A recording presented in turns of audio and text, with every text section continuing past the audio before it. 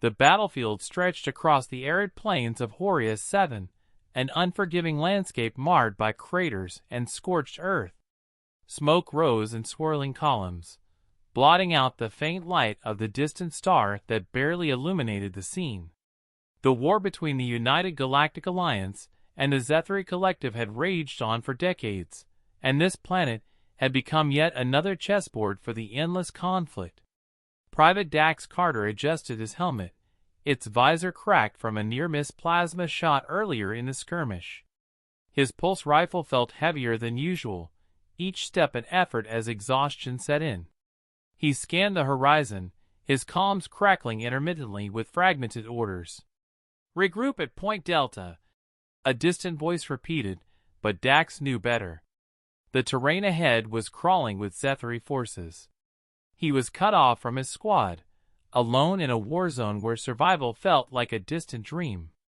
A sudden sound broke through the oppressive silence, a low guttural moan. Dax spun around, raising his rifle instinctively. The noise came from a shallow crater nearby. He approached cautiously, his finger hovering over the trigger. As he peered over the edge, he froze. Lying there was a Zethri soldier, its iridescent scales glinting faintly despite the grime and blood covering its body.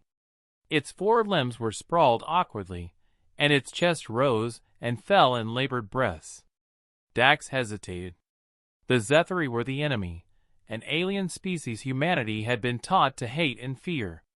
Yet, in that moment, this being looked far less menacing and more vulnerable.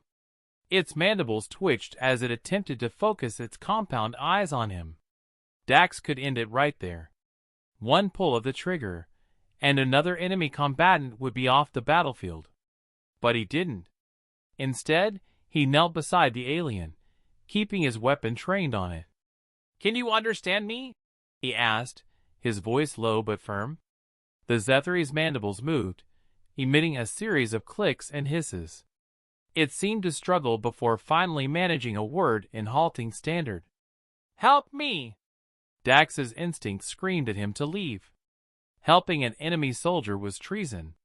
Yet, as he looked into the creature's eyes, he saw something unsettlingly familiar: fear.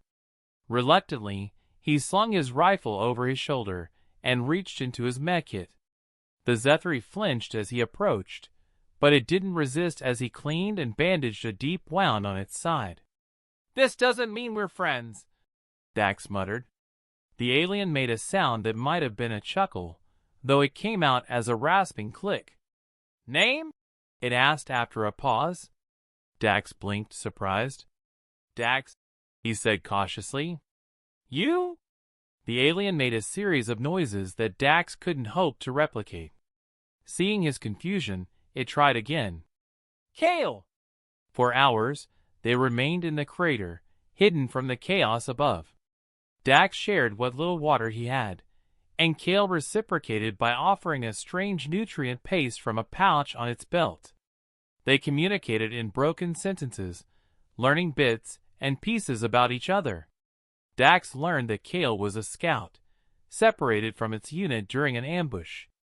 Kale, in turn, seemed fascinated by Dax's stories of Earth, a planet it had only heard of in intelligence briefings. Night fell, bringing with it an eerie silence. The two unlikely companions took turns keeping watch, their distrust gradually giving way to a fragile truce. When morning came, Dax knew they couldn't stay there. Patrols from both sides would soon sweep the area, and neither of them would survive if found. "We need to move," Dax said, gesturing toward the distant mountains. Kale nodded, wincing as it pushed itself upright. Leaning on Dax for support, the alien limped alongside him as they began their trek. The journey was arduous. They avoided open spaces, skirting the edges of cliffs and crawling through dense underbrush.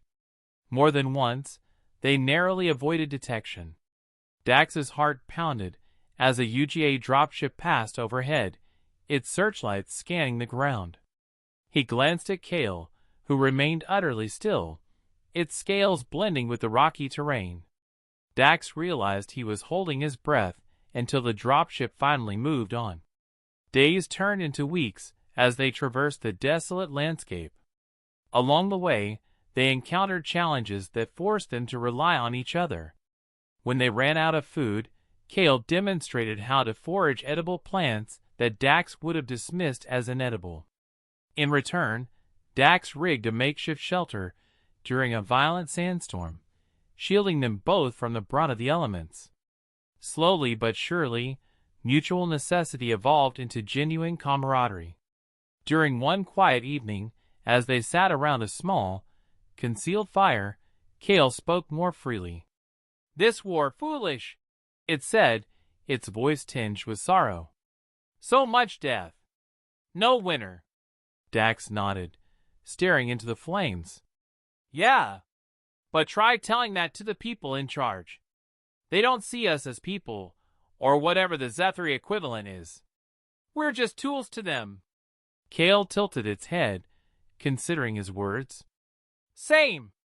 Leaders care only for power. Soldiers pay price." The shared sentiment deepened their bond.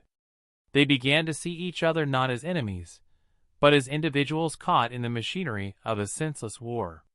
Dax taught Kale human idioms, which the alien found endlessly amusing, often attempting to mimic them with varying degrees of success. In turn, Kale shared snippets of Zethri culture, describing vibrant festivals and bioluminescent forests that sounded like something out of a dream. Their journey came to a head when they reached a massive canyon, a natural border separating UGA-controlled territory from the neutral zone. Crossing it was their only chance at survival, but it was heavily patrolled. As they scouted for a way across, a UGA drone spotted them. Within minutes, a squad of human soldiers descended on their location. Dax's heart sank as he recognized the insignia of his unit.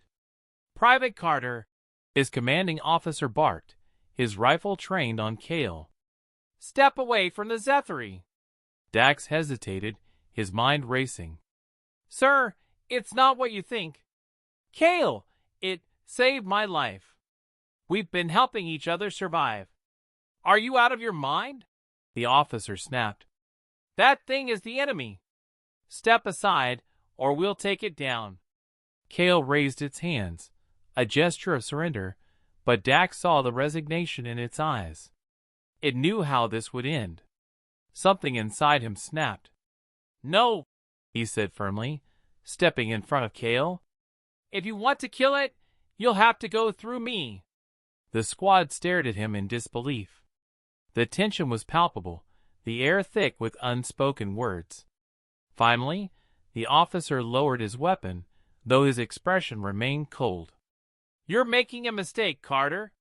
But I'm not wasting resources on a court-martial out here. Get out of my sight. Both of you." Dax didn't wait for him to change his mind.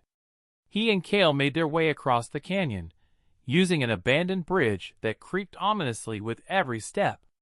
On the other side, they paused, looking back at the war-torn land they were leaving behind.